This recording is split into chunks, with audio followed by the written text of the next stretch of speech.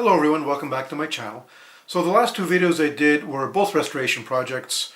One was my Joust, the other one was a Junior Pac-Man. So this time I figured let's do a Let's Play. I already did one Let's Play before, the first one was Super Pac-Man. So this time I think we'll do another game from my collection from the 80s. Another game I played a ton as a kid. It's a game I got, in really bad condition. I got it cheap, but I got it in pretty bad condition. I restored it all. Unfortunately, this was before I was video documenting my restoration, so I don't have any YouTube video for that. But nonetheless, why don't we go over it, take a look at it. You'll see all the things I did to it, all the modifications I made, and have a game of it. So let's head on downstairs. Alright, we're downstairs where I got some of my games. I've kind of shoved everything out of the way here. See, I got the couch shelved kind of over there, and I got Super Pac-Man pushed to the side because the game I want to focus on today is Road Blasters. So Road Blasters, I'm sure some of you know this, but we'll just do a little recap. Road Blasters is an Atari System 1 game, which basically means they made a common cabinet and a common logic board that supported multiple games. And to change game, what they would do is they would supply you with a different marquee, a different control panel, and inside here, a different board to change the game. And that was it. It was made it very easy to change games. Road Blasters, I believe, was the last game to use the System 1. And it actually came out pretty late. It came out somewhere in 1987, which is, I guess, a little odd because Paperboy in 1884 was already using their System 2. They're kind of more advanced setup. So I don't know why they actually went with System 1 with Road Blasters. Maybe cost cutting or something. I guess that board set was dirt cheap at the time. Or maybe there were just a lot of System 1s out there and they figured that was the easiest way to get people to convert. But in any case, there were other games that were pretty cool on System 1, like Marble Madness I liked, for example. But I mean, Road Blasters to me is my favorite. This game is just totally awesome. And what's interesting to me, and we'll get to this in a little bit, is now that I own one, I realize that I've been playing it, well, back in the 80s when I was playing it completely wrong, and I had no idea. But we'll get to that in a minute. So for the cabinet, well, this game, I mean, when I got it, it actually worked. There was nothing technically wrong with this one. The main faults were the game itself looked like a complete wreck. In fact, I'll flash up a little picture here of what it looked like when I got it. It was definitely in bad shape, as these games often are. But it worked. Technically, it was fine. Cosmetically, it was a disaster. Technically, it worked. It was fine. The original monitor had a ton of burn-in. It had Qbert burn-in, among other things. So what I did with it, I mean, you'll notice the side art, for example. I mentioned the Atari System 1 was meant to be a generic cabinet where they changed games. And this right here is not what the System 1 cabinets actually look like. I'll flash up a picture here. That's kind of what a generic Atari System 1 cabinet looked like. They all look the same because you're meant to change the game. When the old game got boring, you put in a new game. So that's why they had generic side art.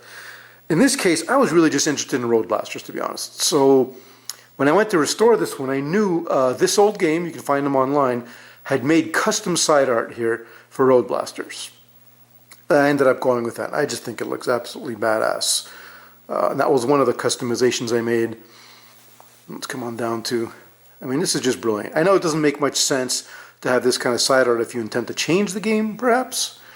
But in my case, this was going to stay a Road Blasters, so I went with this custom side art. I thought it was great. Same with the team molding, it was never yellow, but I just thought yellow, looked cool. It kind of went with the other colors of the game. And, this is all for my restores. If you watch my restore videos, I'm just a fan of colored team molding, not going black, going with crazy colors. I think it looks pretty cool. So, let's see. Well, this monitor is not the original monitor. That is one thing I did change. I ended up buying one on eBay, and this is a newer monitor. It's actually maybe from 2000, maybe 2005. I can't remember exactly, but it's newer. It had zero burn-in, and it was interesting. It came with a little control panel. I think I put it over here. I can't remember exactly where. There it is. So let me zoom in. It comes with a little control panel like that where you can adjust various things. And it's not the typical dials with this monitor where it's like this is for horizontal position, this is for vertical size or whatever. That just drives a menu on screen. In fact, here, let me put it up here. Let's see if we can get this done. I'll find the menu button. I think it's this one here. Where are you? There we go. So you can see you have a bunch of options and you can kind of go through all the different options. See, I'm going through their tilt, position, moire, and all that kind of stuff. Anyway. Exit. So that's what these buttons down here do. They're attached to the monitor yoke, and I kind of just left it over here. deep in the back there. It's kind of tough to see, but I have a Road Blasters manual as well. And this is the coin door area. Now mine, from what I understand, there's kind of two versions of this. There's dedicated ones. It's hard to say dedicated because this is a kind of built to be a kit game. But there were ones that were sold as a kit, which where you got this control panel right here, you know, along with the whole steering yoke and all that, the marquee and the board.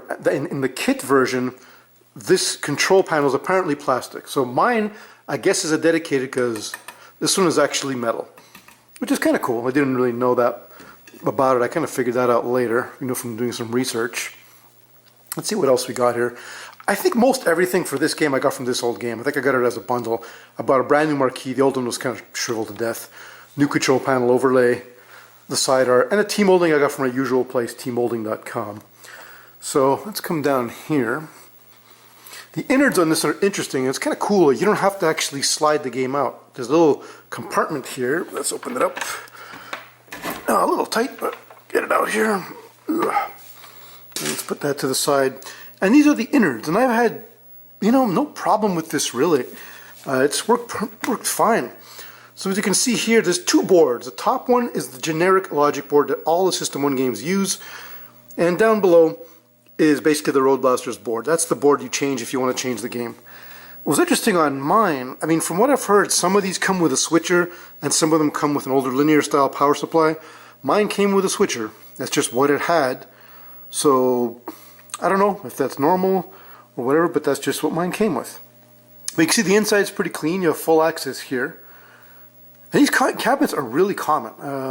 And what's interesting with Road Blasters, actually, hold on, let me put, well, before I put this, close this door back, what I wanted to mention is because this has access from the front, and because these cabinets are very common and very cheap, I think these System 1 cabinets could make for a good JAMA style cabinet. I mean, if you had one that was a total disaster, I'm not saying go out and buy a nice one and ruin it and convert it to something else, but if you happen to find a cheap System 1 cabinet that's a bit of a wreck, because of this nice and easy access, it's kind of cool. You can set up JAMA boards in here and change them easily. So that's something to think about. Let's put this guy back here. Always tricky to one-hand these things. There we go. And that is basically Road Blasters. Let's see down here. There's not much else. I mean, there's like the little sandpaper down there that you put on the accelerator. I ended up getting that from Amazon. I mean, I don't remember what it was called, but it was dirt cheap. You could buy a roll of it there, and that's where I ended up buying it from. Not a whole lot else. I mean, it's in pretty good shape. I love the colors to it. But yeah, here was the interesting part.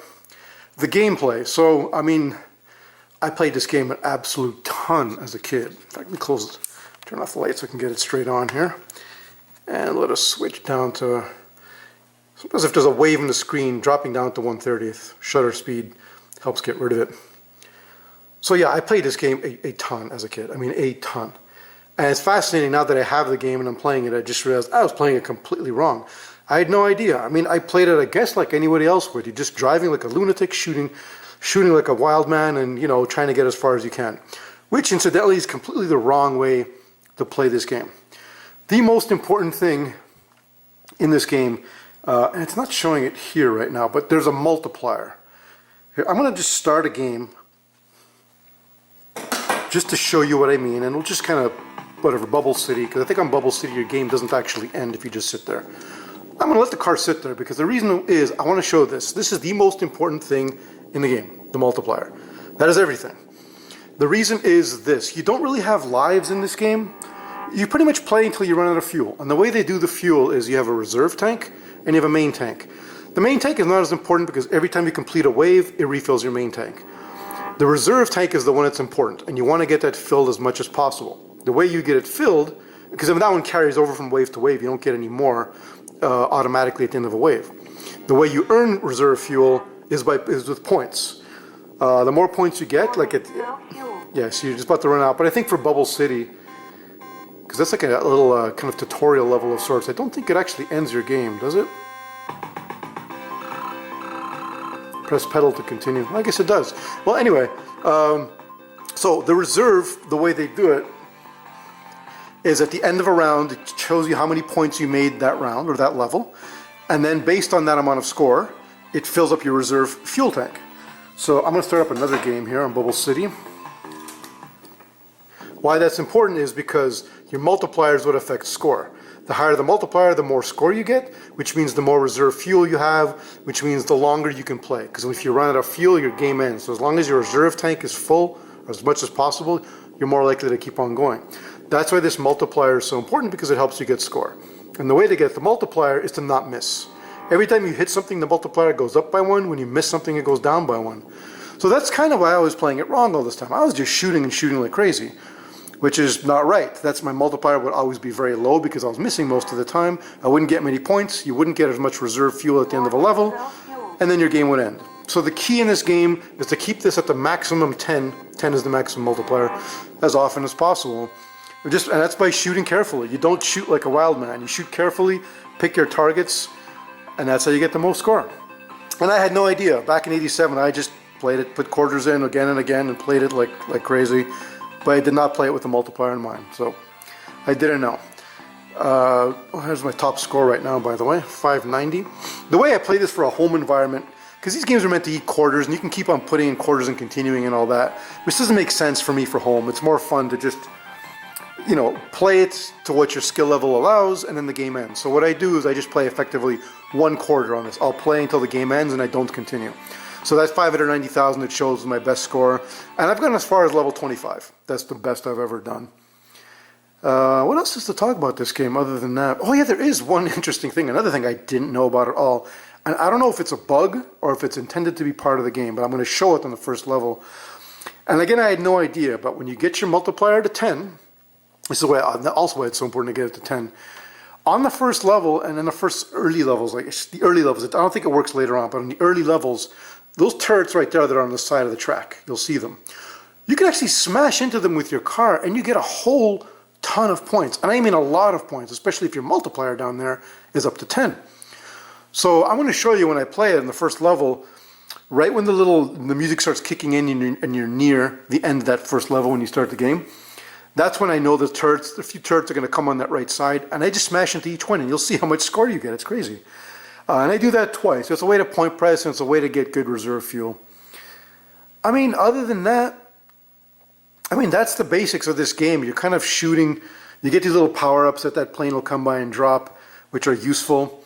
Those orange cars are what you pretty much have to kill. There's these purple cars that you can't normally shoot. They're kind of invincible unless you have one of the power-ups. But, I mean, that's the basics of Road Blaster. It's just fun. It's fast. It's a very simple driving game. I mean, the track doesn't even go up and down or anything like that. It's just left and right, and that's it. Very, very basic. I guess because I used the System 1 hardware, maybe it couldn't do up and down. Who knows? But anyway, that is Road Blasters. That is my Road Blasters anyway. I think it looks super nice. I love that side art. And since they've done this one, they've added more custom side art for some of the other System 1 games. They have one for Indiana Jones, which looks amazing. And they even had for Marble Madness, which also looks really, really nice. And Road Blasters, of course, is this one. The other two System 1 games, there's Peter Packrat, which is not very popular, and I don't think they've made custom side art for that one. And there's one more. I think there was 5 System 1 games. What the heck is the other one? Oh, Roadrunner, that's it. Do they make Roadrunner customized side art? You know, I don't know if they make that. But I know for Road Blasters, Indiana Jones, and Marble Madness, this old game has custom side art, and they all look really, really good. So anyway, with that, why don't I set up the tripod and we'll have a game. I'm going to see if I can beat my high score, which is about 590,000. I'm going to play just 1 quarter effectively. There it is, 590,320. Highest level I got to was level 25. So let me set up the tripod and let's see if I can beat that. Alright, just powered on the camera. I got the camera right next to me, see, I'm just to the right of it. Because I'm not using capture hardware or anything like that. I just have it set up on a tripod. Close enough so you guys can see it, but hopefully not too close that I'm going to smack it while I'm playing, but hopefully I won't do that. Anyway, I have it on free play, of course. Jump ahead to level 11. I love that these Atari games let you always jump ahead levels. That was always brilliant. It helps the replayability now too, because you can skip all the drudgery of the early levels. So you can see I'm not shooting like a maniac. I'm really just, that's how I used to play back in the day, shooting like a nut. I'm I'm trying to hit everything to get my multiplier to 10x as soon as I can. There we go, 10x. Oop. That's basically what I need on this level, and I'm going to smash into those turrets here that I was telling you about to show you that bonus you can get. Here they are, right here. Look at that score.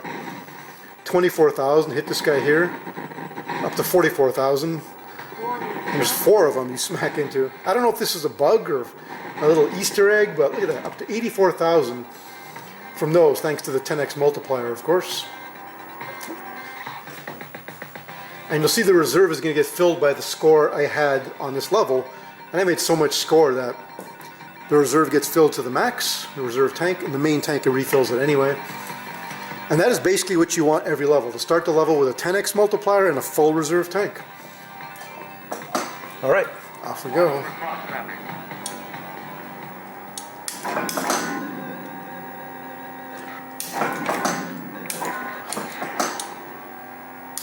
Well, these guys are a pain. Sometimes they just suddenly stop and smash into you. I missed the power up, but I'm trying to get as much points as possible. You really got to shoot all these orange cars. The good players will even shoot those turrets as they fly by. I've never been able to do that. Okay, still at 10x. Getting decent points.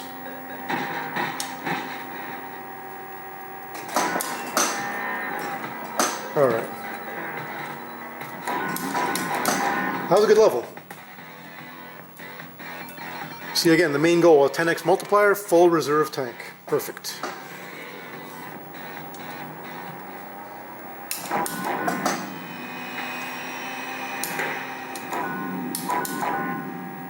I think you can do the turret trick on this level as well, when the mines get announced. If I remember right. There we go. I'm only going to do it once. I can't be too crazy this time, because otherwise I won't make it to the end of the level. But that little one turret hit gave me, I think, 20-some thousand, which will really help when it's refilling my reserve tank at the end. Oh, gas. There we go. Green globes are fuel. Get as many as you can.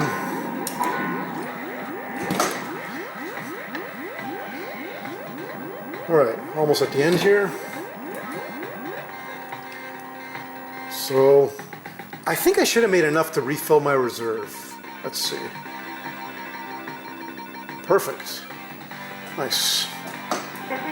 I don't think that turret trick works anymore. And at this point I'm not good enough to do it anyway, so I'm not going to be doing that anymore. Now I gotta start concentrating. You also want to shoot these orange cars because they hide fuel. Apparently they're always in the same pattern, so if you play it enough you can remember where they are and which of them have the red fuel cells, because you really need every drop of fuel in this game.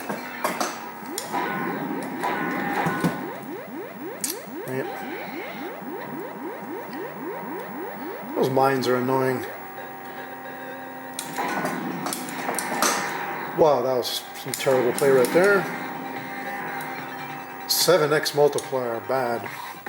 Well, at least I'll fill up the reserve tank. I should have made enough points for that, so that's cool. Alright, let us try the weapons factory. Now I gotta concentrate. It starts getting really difficult here.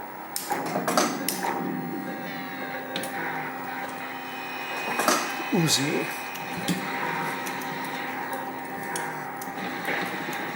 Uzi's great for clearing the bikes.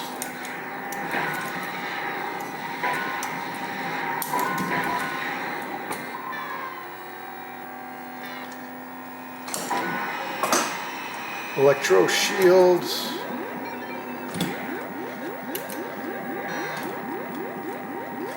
Wow, those mines, God, pain in the ass.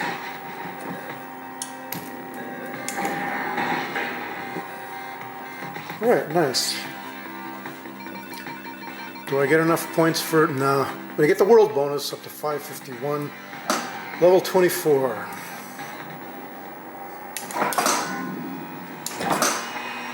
Nitro injector. I want to wait till it gets straight and then I'm going to hit it. Right here.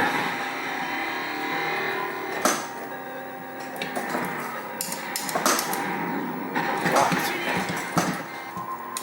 Let's do another one.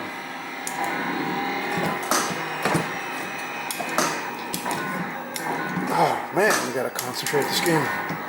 It's nuts. Uzi cannon, alright.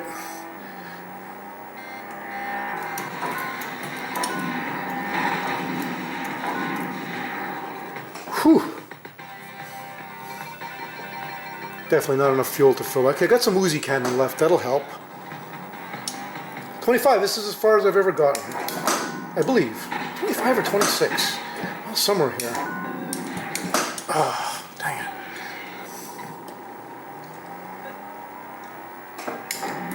it. Yeah, 25, that's it. I remember the green cars.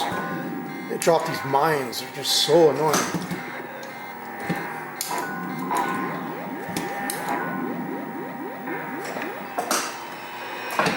Missed the power up, dang.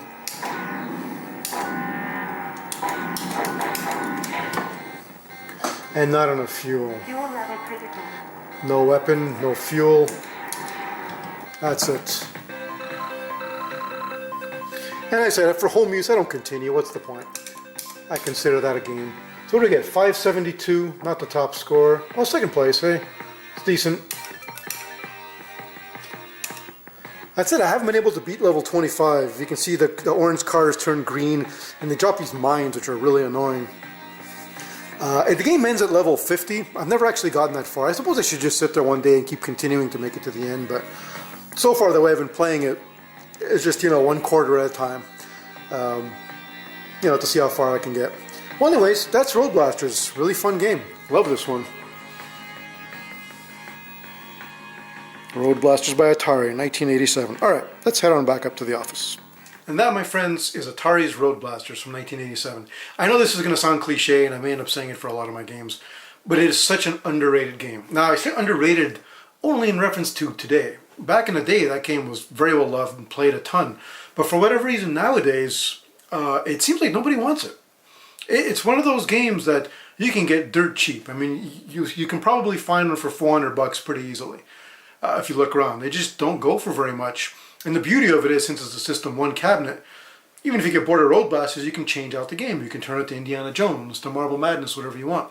Now, Marble Madness still costs a lot of money. That's a tougher one to get. But Road Blasters, who knows why? Very cheap, very easy to get, but such a great game. And it's even more fun now that I actually know how to play it. That I know how the multiplier works, that little trick with the turrets.